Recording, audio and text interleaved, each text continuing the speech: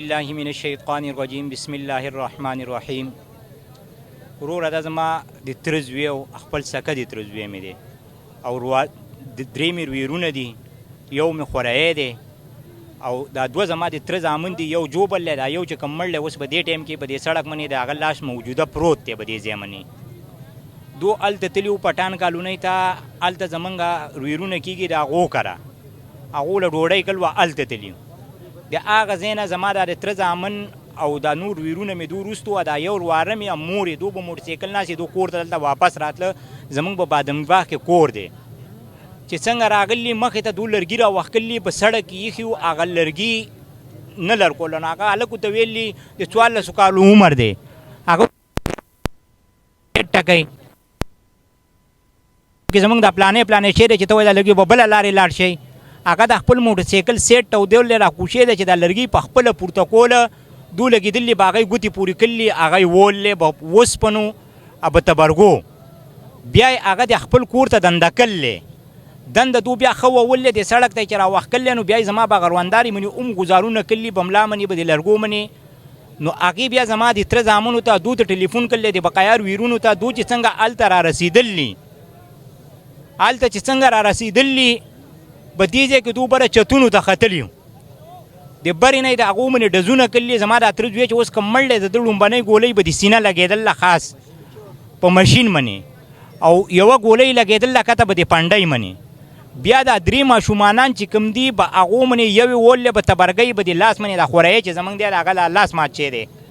دا دوه ویرونه زما چې کوم دي دا یې ویشتي دي، د یو ګولۍ به د خپه کې لګېدله، د بل ګولۍ به د روانه کې لګېدله، او څه اوسپنې راپرېښي دي شاته یې به د سر منې شاته لګېدلي. هغه اوس په دې ټایم کې به میوو هسپتال په امرجنسۍ کې پراته دي. صحیح شوه.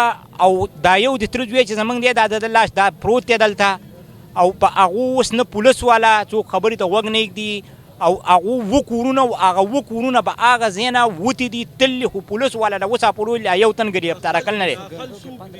د هغه افغانیان دي، ماجر دي، بقایا راشنکوپونه، تماچې، ټوپکې، هر څه سره هلته دي، د پوډرو د چرسو کاروبار کوي هلته. صحیح شوه. د هلته تام خلک د دې ګواه دی، په شپې خلک لوټ کوي، ډکیتیان یې کوي، هلته پوره محلې والا ته تنګ دي، د چا نه مرضي تپوس ته کولی شي. دا کورونه د دو خپل دي او دلته قبضه کوي د خلکو پلاټونه. و زمونږ پښتانه غریبانان هلته بوځي دوکۍ کې تاسو له ځای اخلم، ځای چې واخلي بیا ورته وایي دا ځای نه دی، هغه ځای دی، هغه ځای نه دی، هغه ځای دی. او دا تام خلک دغه شانتې هلته تنګ کړلی. متلقه تاڼې والا چې کوم دي هغه یې هم به مخکې خبرې نه کوي، بیګا دا اووه کوره خالي شوي دي. یو تاڼې والا یو سړی ورپسې نه دی تللی چې چاپای پې لګول وی په دو کې یو کس ګرفتاره کړل وی. به هر کور کې 15 بچي او واړه غټ تام وو، لیکن باقي کې یو تن نه دی ګرفتاره شوی، تام تللي وتې دي او څه تپوس کولو والا زمونږ څوک نشتي. زمونږ مطالبه دا ده چې موږ د حکومت نه انصاف غواړو، د خپل پولیسو نه انصاف غواړو چې مجرمان دي ګرفتاره شي، ډي پي او نه، آی جي نه، د ډي سي نه، د ایس پي نه، د وزیر اعلی نه. دا زمونږ اپیل دی چې زمونږ سره د انصاف وشي، مجرمان دي ګرفتاره شي. اف آی آر چې کوم دی هغه وایي کټ شوی دی، خو موږ له اوسه پورې فوټوکاپي دی اف آی آر نه ده راکړل. پوسټمارټم تسار د 8 بجو پورې موږ په هسپتال کې به ذات خود زه موجوده وم، په 12 بجې ما خپل مریض پوسټمارټم له وړلی د سهار د 8 بجو پورې زه د هسپتال په ګیټ کې د سپي په شانتې ناست یم. کله وي چمدار نشته، کله وي پوسټمارټم کولو والا ډاکټر نشته، پولیس والا پسې منډې ووه، څوک وایي خرچه ورکړه. ما وایي خدای پاک ته وګورئ تاسو د پوسټمارټم وکړئ چې څومره خرچه غواړئ زه هغه در کوم، خو زما مریض ماته حواله کوي. سهار به 8 بجې منې پوسټمارټم والا راغلي او ډیډ باډي بنګله تقریبا به 8:30 بجې موږ ته میلاو شوی ده، او یو تن د دې وخته پورې لا ګرفتاره شوی نه دی. 24 غنټو نه به بره ټایم وشو او موږ دغه شانتې بیابانه دا مخلوق ته هم راټول شوی دی، موږ ناست یو.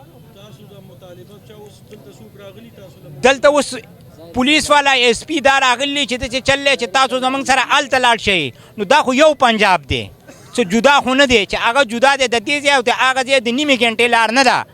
خو تاسو د هغه ځای ډي پي او ایس ایس پي یا ډي ایس پي هغه راوغواړئ که نه چې موږ د دې ځای نه اوس خپل مړی اوچت کړو، هغه ځای له وړو، او هغو دومره تکلیف نشي کولی چې دې ځای له راشي.